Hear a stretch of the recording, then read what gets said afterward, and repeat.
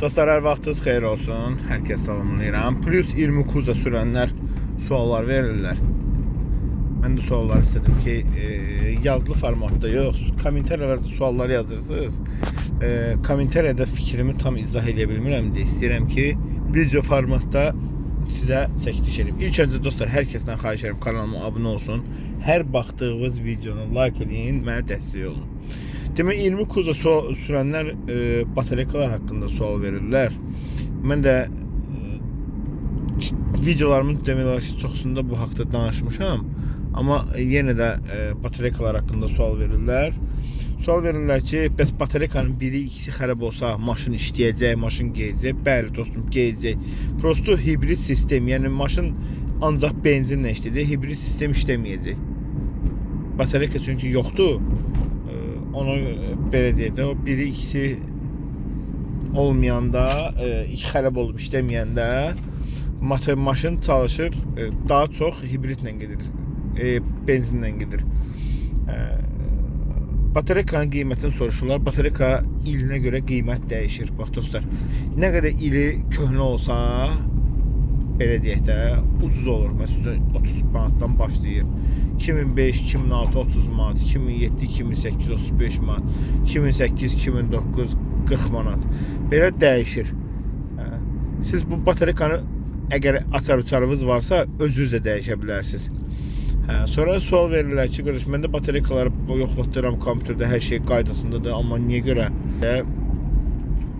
Hər şey qaydasındadır, amma batareyka, maşın belə deyək də, batareyka gec dolur, tez boşalır. Niyə görə? Bax, deyim sizə, batareykanın çəkilişlər eləyəcəm dostlar. Sadəcə olaraq 10.000 abunəni gözləyirəm, 10.000 abunəni keçim. 10.000 abunədən sonra sırf ustaların yanında part-part çəkilişlər eləyəcəm. Sizin üçün hər şeyi marifləndirdim. Batareykaların başında ərp deyilən bir şey var. O ərp bağlayır, toku düzgün qaydada ötürmür, yavaş ötürür. Yəni şey eləmir də, tam qidalandırmır. Onun batareykanın başlıqları təmizlənməlidir. Hər 5 aydan bir, 4 aydan bir 50 manat xərci var. Təmizlətdirin. Yəni onda düzgün qaydada tok şarj eləyəcək, yəni zərbətkə yığacaq. Gecdə qutaracaq batareyka. Batareykaya nə qədər çox yaxşı qulluq eləsəz, batareykadan nə qədər ki az istifadə eləsəz, yəni təbii bax, məsələn adam var ki, şəhərin ortası ilə qazın yüngül basır, deyir, müəllim kimi bunu sürüm, batareyka ilə daha çox geçsin. Batareyka ilə daha çox tez gedəndə, dostum, batareykanı da xərab eləyirsiniz. Standart bunu adi qaydada sürsəz, siftə bu göstərilməyib ki, bu maşın qeyd olunmayıb ki, ancaq hibriddə sürəsiz bunu. Standart sürürsünüz, sadəcə bu hibrid nə üçün sistemi qoşulub buna? Məsələn, bax, gedirsiniz belə, qazı buraxırsınız, maşın batareykada gedir, sönür. Hibrid onun üçündür ki, ekonom eləsin gedəndə.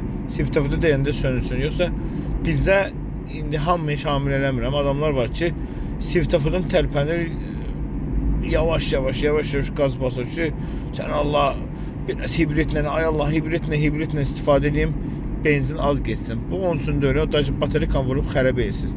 Nə qədər çox hibriddən istifadə eləsəz, o qədər hibrid üçün ziyandır. Çalışın batareykadan az istifadə edin. Batareykaya yüklənməyin ki, maşını batareyka idarə eləsin. Qətiyyən eləməyin. Sonra sual verirlər, kondisioner işləyir, niyə görə maşın yandığı yerdə kondisioner işləyir, batareyka aşağı düşür. Dostum, maşın dayananda, hibriddə olanda, kondisioner işlədirsinizsə, tok sistemini hibriddən götürür, batareykadan götürür. Ona görə batareyka aşağı düşür, azalır.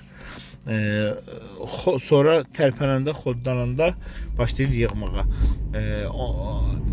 Hara fırlatsanız kondisioner batareykadan istifadə edir. Yəni çoxları deyir ki, elə şey yoxdur falan. Fakt özünüz yoxlaya bilərsiniz. 20 kuza sürənlər yoxlaya bilərlər. Sonra məndən soruşurlar ki, bugünkü gün bu plus 20 kuzanı alıb rayonda sürməyə dəyərmi, dəyməzmi?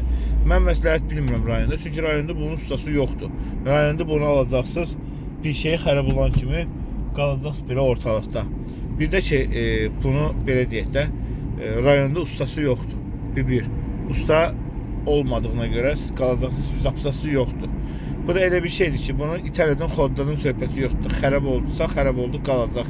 Yəni, ancaq evakuatora falan mindirib, aparıb servisə düşürtmək olar.